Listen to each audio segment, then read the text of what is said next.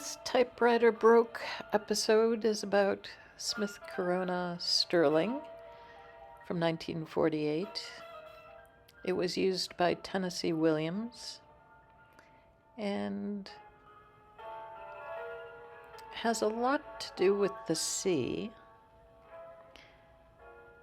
since Tennessee Williams wanted to be buried at sea after death in the spot where Hart Crane died. Hart Crane took his own life at a very young age. A great tragedy for poetry.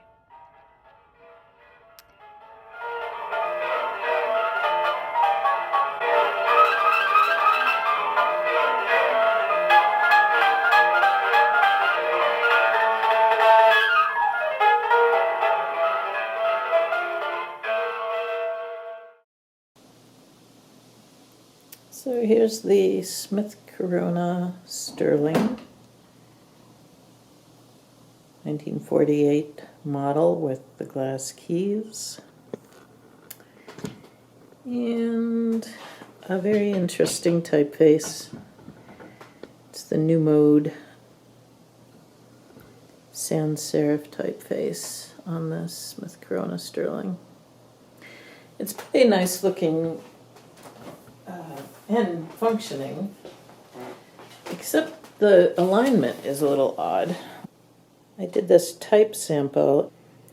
You'll notice the R, capital R in Brown Fox is shifted over to the right a little bit, and the A in both upper and lower case is shifted to the right a little bit. So I did a few more tests, and you can see on this line here that A is really causing havoc, not lining up properly. And the R too, the capital R, is not really working properly. So that doesn't have anything to do with the escapement. That's a type bar issue, which I will try and figure out somehow or another, and then do another type sample. But first, let's consider the author who used the Smith Corona Sterling.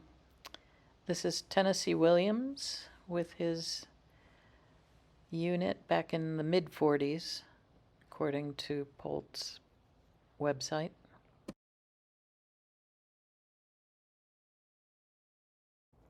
He is best known as a playwright, but I chose a couple of his poems to read. This hour, at the break of dawn, the shape of life is chiseled with a keener knife, and angularities emerge from the illusion of a curve.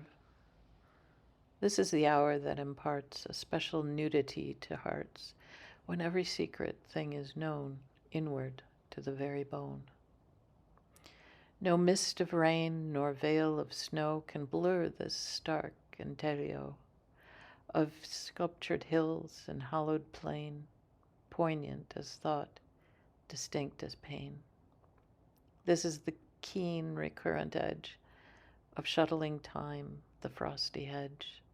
The arrowed song of birds betray the sword unsheathed in break of day.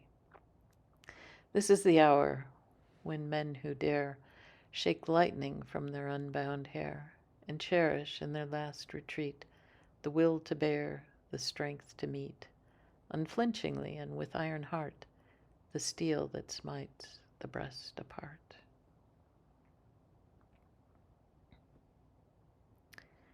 The second one is, we have not long to love. We have not long to love, light does not stay, the tender things are those we fold away.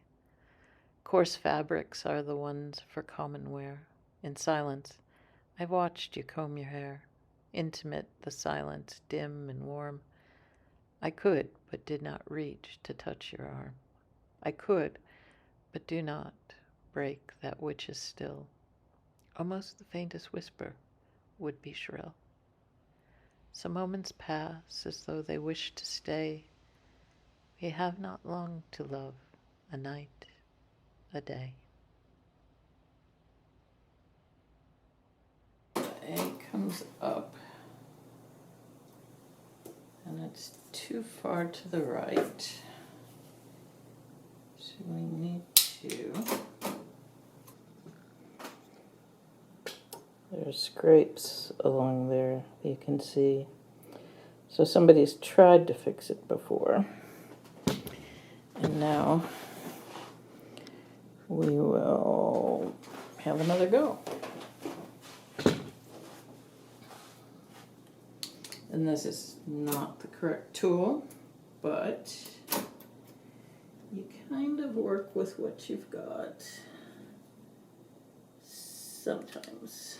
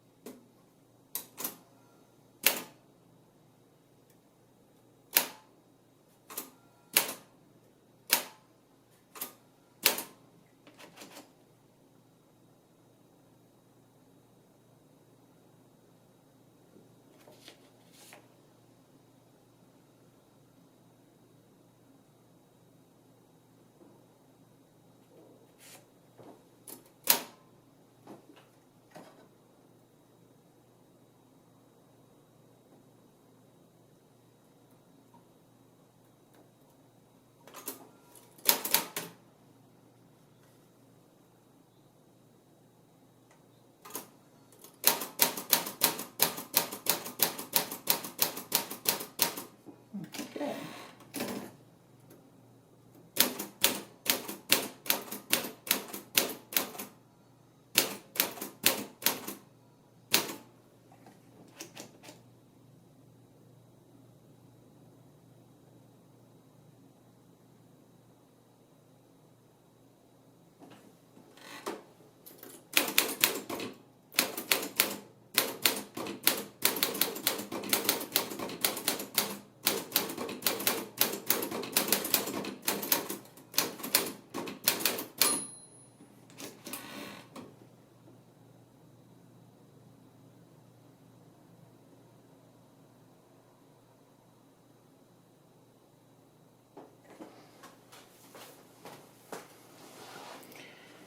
So, with those crude adjustments, it's improved.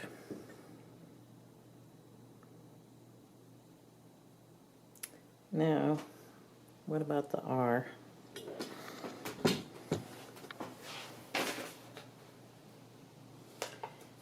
was really more the capital R for some reason that was going crazy.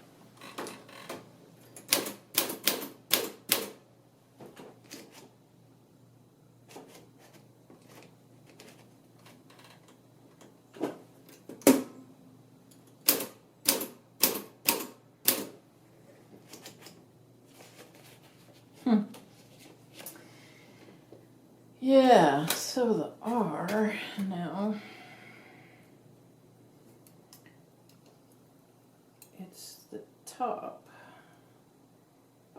that is too far that way, so we need to figure out how to make that a little less that way without affecting the lowercase in the bottom.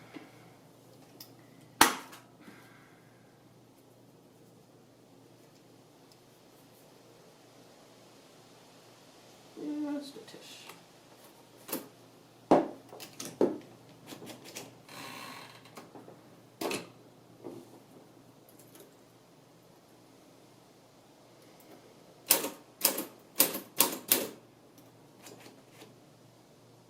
Ha-ha.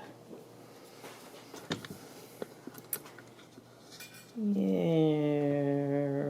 it's much better. You know, and that's good enough for me. So I'll do a new type test with some decent paper, because this is all higgledy-piggledy.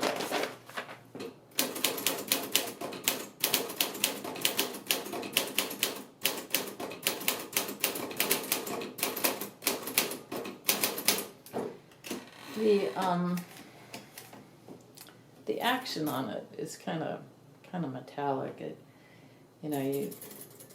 goofy. I mean, it's not bad for being from 1948, and you know what it is. It works really well for what it is, but I just don't like what it is, mostly.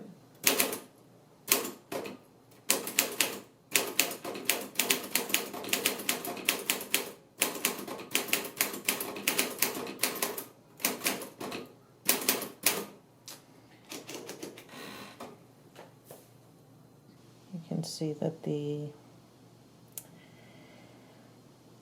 capital brown, the R was too far over, now it's better. And the A is a little bit more centered. Not perfect, but better. I mean, I don't think it bothers me as much. So now my new letters will look much better. This also does have a touch adjustment right there, and I have it on the lightest touch because it was really dragging on the middle range, and I can type on this pretty okay. And that new mode sans serif is pretty spiffy. One final note about Tennessee Williams. He wrote in his will in 1972, "I, Thomas Lanier Tennessee Williams, being in sound mind upon this subject, and having declared this wish repeatedly to my close friends, do hereby state my desire to be buried at sea. More specifically, I wish to be buried at sea at as close a possible point as the American poet Hart Crane died by choice in the sea. This would be ascertainable, this geographic point, by the various books upon his death. I wish to be sewn up in a canvas sack and dropped overboard, as stated above, as close as possible to where Hart Crane was given by himself to the great mother of life, which is the sea. The Caribbean specifically, if that fits the geography of his death. Otherwise, wherever fits it. However, his brother Dakin Williams arranged for him to be buried at Calvary Cemetery in St. Louis, Missouri, where his mother is buried." So we will finish this video with a Hart Crane poem called "The Circumstance to Sachapilli."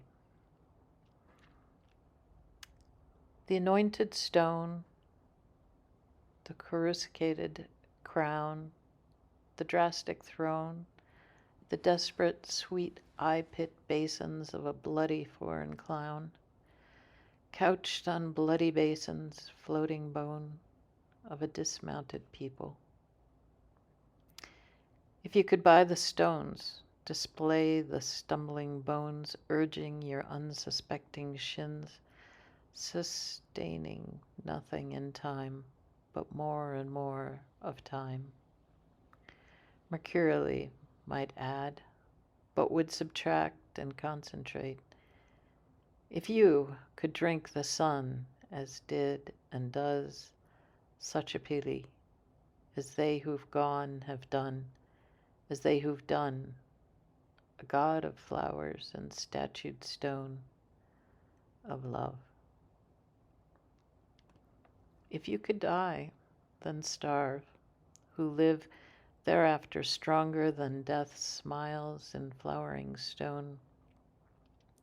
You could stop time, give fluorescent time a longer answer back, shave lightning, possess in halo full the winds of time, a longer answer force, more enduring answer, as they did and have done.